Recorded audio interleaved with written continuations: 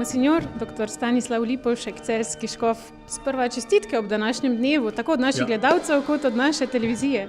Hvala vam. Res sem vesel, da ste navzoči, da boste to lepo slavje malo posredovali širši javnosti. In sploh smo vam zelo hvaležni, da nas povezujete tako Cerkev v domovini, kakor še prav posebej, meni všeč, s Cerkvijo v poslednjem svetu, zlasti z Rimom in z utripom Prestolne cerkve, v zvezi s temi raznimi prenosi, zlasti papeževega bogoslužja in njegovih obiskov in vsega tega. To še jaz z veseljem pogledam, ker nimamo druge možnosti kot to. In zato prisrčna hvala in čestitka in zahvala za vse. Drugo, žal nimam toliko časa, ampak kakšen tak prenos pa z veseljem pogledam. Nas zelo veseli. Tako. Ja. Torej, danes mineva 50 let od takrat, ko ste prvikrat stali tukaj kot mlad, novo posvečeni duhovnik. Kakšne misli so bile takrat, pa kakšne vas danes, če primerjava malo? Ja, to je pa zelo zanimivo. Ja, seveda. Ja, takrat smo bili pač v nekem pričakovanju, to je bilo pač tistim čas po koncilu. 65 se koncil končal, jaz sem posvečen 68. In takrat je vse nekako vrelo, vse se neko na novo dogajalo in smo bili res tako veliko potezni. Tudi moje novomašno geslo je bilo tako malo po luftu, da bo svet veroval, kar vse svet smo hteli objeti. Ne? To se pravi, je pa vzeto iz Janezovega evangelija. Vi ste moji učenci, ljubite se med seboj, da potem vas bodo spoznali, da ste moji učenci, da bo svet veroval, da sem vas jaz poslal. Ne? Tako da, kot je danes že moj sobrat povedal, ne, da sem že bogoslovju se malo zanimal za to delo za edinost kristjanov in to me je tako malo spremljalo potem tudi pozneje. Dobro, no potem pa je seveda prišlo vse mogoče in zlasti sem bil seveda vesel, ko sem bil na prvem službenem mestu tukaj v Celju, v tej starodavni opatijsko-mestni župniji. Takrat je bil župnik moj rojak, tudi vojničan, gospod Friderik Kolšek, zelo znani duhovnik. In sem tu res imel omenitno prakso. Potem pa je škof Držečnik, takratni škof, ne vem na kakšen način je pač me po tisti Birmi poklical, pa pravi, da bi šel še malo se učiti v Rim, da še nekaj manjka. In to sem tudi z veseljem sprejel in to je bila velika lepa možnost. Sem bil 4 leta potem v Rimu na podiplomskem študiju in to je bil spet velik božji dar. Takrat je bil papež Pavel VI še in tudi pokoncilsko dogajanje in sem tudi to lahko od blizu spremljal. Potem pa se je začelo v Mariboru, Brezju, sem bil 4 leta v Brezju in potem pa še eno leto v spiritualnem bogoslovju, potem pa samo 28 let v stolnici, to se pravi, da imam kar močno kilometrino v Mariboru in dobršni del življenja 35 let Maribora, ne? Tako da, ko sem prišel domov, so mi rekli, da čisto po mariborsko govorim in tako, ne? Še zdaj kakšno potegnem, ne? Ja, tako. In no, moram reči, da je to bilo tudi spet nekaj enkratnega v stolnici, tam smo se pa že tudi malo včasih srečevali in še zdaj ni nekako prenehalo to staro prijateljstvo sem tja in sem tudi imel tako rekoč prvo zlatomašno slovesnost v stolnici. Ne samo izključno, da je to samo nekaj za mene, Bog ne daj, ampak smo imeli žegnanje Janeza Krstnika, kot včasih tudi ob sklepu veroučnega leta, šolskega leta, in otroci, in mladi in tako, in potem pa še tega starega zlatomašnika zraven. In je bilo potem vse skupaj. Isto bomo naredili tudi v Vojniku, tam je tudi Jernejeva nedelja, zadnja v avgustu, zavetnik župnije in bomo tudi se priklopili zraven tudi s to novomašno slovesnostjo. Tako da bomo skušali reči Bogu hvala in potem pa, kakor bo Božja volja, tako bo pa se nadaljevalo. Ko ste prevzeli tukaj škofovsko mesto, ko ste dobili najprej novico, da boste škof postali, potem pa to mlado celjsko škofijo, kako je bilo takrat? Aha, kako? Zelo zanimivo. Ja, sreča, da je človek tako še relativno zdrav in mlad, ne? No, takrat že nisem bil več, sem že poznal malo, se pravi, dušno-basilsko delo in zakonitosti, ker sem se pač kot kanonik zraven učil, tako rekoč, pri škofu pozneje nadškofu Krambergerju, pa škofu Smeju, pa tako, in še v Rimu, tako da je že bilo kar nekaj teh, bi rekli, informacij in izkušenj. In potem sem pač rekel, če predstojniki tako menijo, bom pa še jaz rekel da.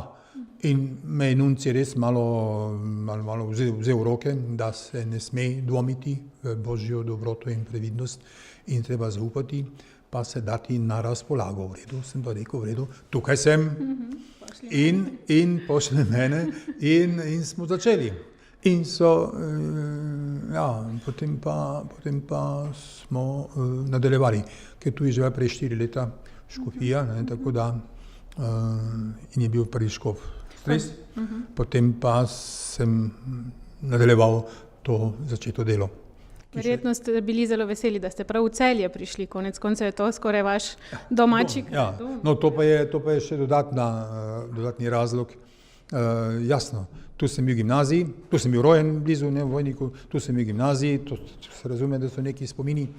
In potem pa posvečen za duhovnika, 4 leta kaplan, še potem počitniški kaplan, to se pravi, imam tudi Celju kar nekaj staža in kilometrine. In to je bil tudi dodatni motiv za da. In zdaj sem tukaj. Zdaj bomo videli, kaj bo. Zdaj je čas, ko je treba reči, sem na razpolago, sveti oče, se odpovedujem, potem bomo videli, kaj bo naprej. Ker 75 je pri nas meja. Ja, to je letos. Še par dni in bom pisal papežu, kot je nam naročil, ko smo bili na obisku od Limina, da moramo 75-letniki se dati na razpolago. Potem bi pa oni odločili, kako. Ali smo še, ali bomo dobili kakšnega namestnika, oziroma ne namestnika, naslednika, in to bomo videli, kako bo v teh dneh. No, zagotovo upamo, da papež bo naredil tako, kot je najbolj prav. Ja, on se tudi malo posvetuje, ima tudi za to posebne službe, tako da ne bo zatrege. Vemo, vi ste študirali liturgijo v Rimu. Danes smo bili priča čudovitemu slavju tukaj v celjski škofiji, stolnici svetega Danijela. Verjetno vam je srce kar zapelo ob tem petju. Gotovo, to smo pa se skozi nekako prizadevamo in hvala Bogu, da je to naše cerkveno petje, moram reči, kar na nekem dobrem nivoju, tako zborovsko, tako ljudsko, tako mladinsko, tako otroško. In to je bil namen Vatikanskega koncila, da naj vsak navzoč vernik na svoj način izraža svoje veselje, da je kristjan.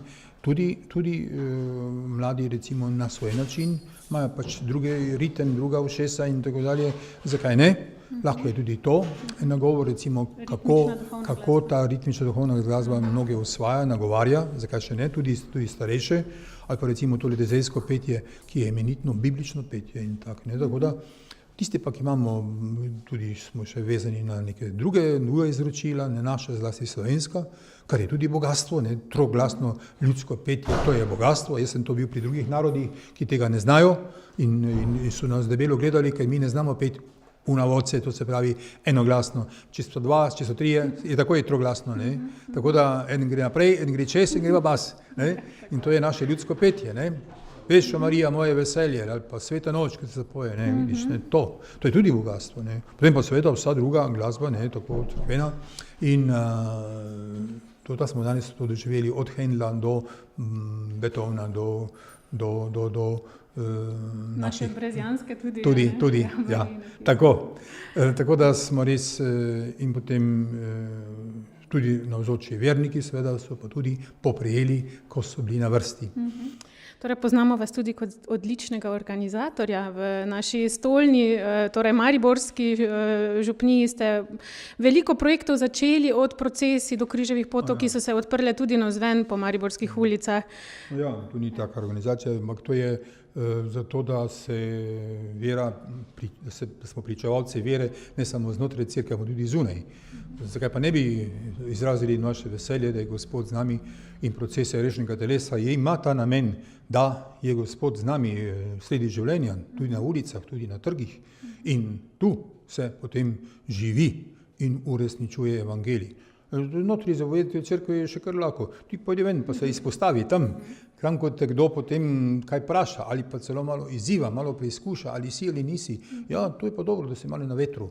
In no, tako da to smo začeli tako lepo počasi se malo ven spuščati, najprej po Slomškovem trgu, pa smo pa že prilezli do glavnega trga, ne? Ali pa recimo pri Mariji, tisti kip, tam tako lepi kip sredi na glavnem trgu, ne? Ja, zakaj pa za brezmadežnost sameva? Jaz sem to v Rimu videl. V Rimu sem to videl, ki je tudi imajo brezmadežo na Španskem trgu. In kaj? Za brezmadežo so prišli gasilci zjutraj, so dali najprej venec gor, Mariji gor na roko, popoldne prišel pa papež. Jaz sem to gledal, sem kot čak, kaj se to pravi, vse imamo mi tudi Marijo. Ajde, gremo, popoldne pa so se vsi malo bali, ne, celo, samo škop smej, oni pa zelo za take stvari, ne, pa je tudi, in smo v tem imela tam kako lepo bogoslužje, pa so šli bogoslovci zraven, pa smo pa gasilce še navdušili in so prišli z lojtro, ajde župnika gor, potegnemo ga gor, pa venec Mariji v roke, pa je, zakaj pa ne. No, mala stvar, ampak tako. Veliko pomeni. Tako, ja, sej. In potem pa seveda križo pot, zakaj pa ne bi šli na Kalvarijo, če imamo Kalvarijo? Seveda. In to je bilo. Se spomnim enega, kaj je bilo enkrat, pa to je bilo tam nekje marca. Snežni metec, da nisi videl 2 metra pred seboj, dobesedno. Tako je gnalo, ne, pa smo vseeno šli najbolj zvesti, ne. Ampak take medežo, in to je bilo neka snežna nevihta, ne vem kaj je bilo. Recimo, ne, ampak drugače je bilo pa navadno, vedno tako lepo in velika udeležba in zakaj pa ne. In zato so naše cerkvice, da so žive, da se v njej nekaj dogaja, ne, in zato so jih naši verni predniki postavili. In mi pa smo zato, da so obljudene oziroma da služijo svojemu namenu. Tako, danes smo slišali tudi, da ste veliko delali za ekumenizem.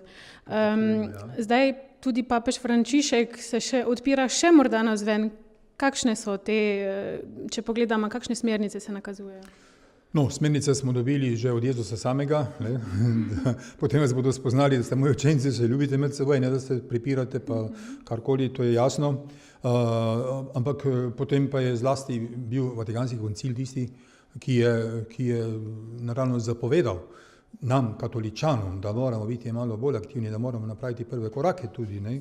In seveda, da je treba tudi odpustiti eventualne žalitve in nesporazume in tako dalje. In iskati samo tisto zlasti, kar nas povezuje. To je pa zlasti papež Janez 23, ne? Ki je začel koncil vatikanski, ne, so rekli, da ne ve pravzaprav, kaj se mu dogaja, ampak je dobro vedel, ne. In je rekel, prenova cerkve, ja, pa tudi narediti vse, kar bo pripomoglo k večji edinosti med kristjani, ki smo bili do takrat res nenavadno čudno ločeni, ne, mi katoličani, pa pravoslavni, pa protestanti, evangelikali od reformacije, to smo se tepli, to smo se vse kaj je bilo, še danes, ampak to se je zdaj, hvala Bogu, spremenilo in v tej smeri tudi še naprej delujemo pri nas. Moram reči, da so kar lepi, dobri bratski odnosi tako z evangeličansko cerkvijo.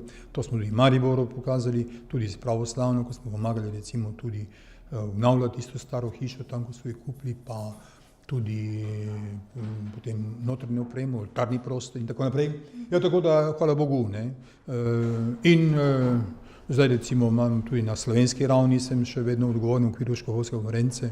Zdaj ravno pripravljamo spet novi obisk na, kaj se reče, Vršiču. Pride ruska delegacija, ne, spet močna ruska delegacija, ruske pravoslavne cerkve in vsi ostali. Tako da bo, papež nam pa kaže pot, ne, se je šel v Lund, pa je šel v Havano, ne, pa je zdaj bil v Ženevi, to se pravi svetovni svet cerkva, 350 krščanskih cerkva in skupnosti združuje, papež je šel sredo njih in jim je rekel, fantje, ne se samo ment, nekaj naredimo skupaj, ne, zdaj imamo tudi begunce, pa to, skupaj se vsedimo, pa nekaj pomagamo, ne, in tako naprej. Torej, če primerjava škofovsko in duhovniško službo, v kateri ste bolj uživali? Obe sta enaki, obe sta službo Kristusu in cerkvi, samo da škofovska ima še kakšne dolžnosti zraven, ne. En župnik je odgovoren za svojo župnijo, ne, škof je odgovoren za škofijo, to se pravi, ima pa 100 in več župnij, ne, in moraš malo več misliti, malo širše misliti. To je, potem imaš, župnik ima ravno tako, župnijski svet ima razne komisije, škof ima ravno tako, samo na širši ravni, to se pravi, to se malo razširi, drugače pa Božje kraljestvo je isto in Sveto pismo je isto. isto in naš Gospod je isti in vsi smo poklicani, da mu zvesto služimo in seveda, da smo tudi povezani z verniki. Papež je to rekel, da moramo imeti duh po ovcah. Ne? Ja. Se pravi, da je stil podoben, kot imajo verniki in da se nismo neki, ne vem kaj, neki vzvišeni ali kaj, kakorkoli, ampak da smo res tisti, ki streže, tisti, ki je služabnik vseh, tisti je prvi kraljestvu. Učenci tudi ni šlo to, ne? Tam je znani dogodek, ko so šli po poti. Jezus govori o svojem trpljenju in stajenju, oni so omenili, če bo to, kdo bo potem, kako smo mi razdelili službe, kdo bo ta prvi, kdo bo drugi. Jezus pravi, o čem so se menili po poti, so lepa tiho. So se menili, kdo bo prvi. Rekel, kdor hoče biti prvi, bodi vsem strežnik, vsem služabnik. Tu smo. Tako. V resnici in ljubezni, ki se nam razodeva v Jezusu Kristusu. In se trudimo naprej in tako, hvala lepa. In Exodus, ki je vedno izhod, ne? Vedno pomagate to, kar je bilo za izhod, ker so šli iz sužnosti v svobodo. Ne? Tudi vi morate pomagati in osvobajati človeka, da se dviga k novemu človeku, ki je po Bogu ustvarjen. Tako, s skupnimi močmi se bomo trudili še naprej. To je po staro načelo viribus unitis in to je tudi vrhunska zapoved in razpoznavno zname Jezusovih učencev. Gospod Škof, hvala lepa.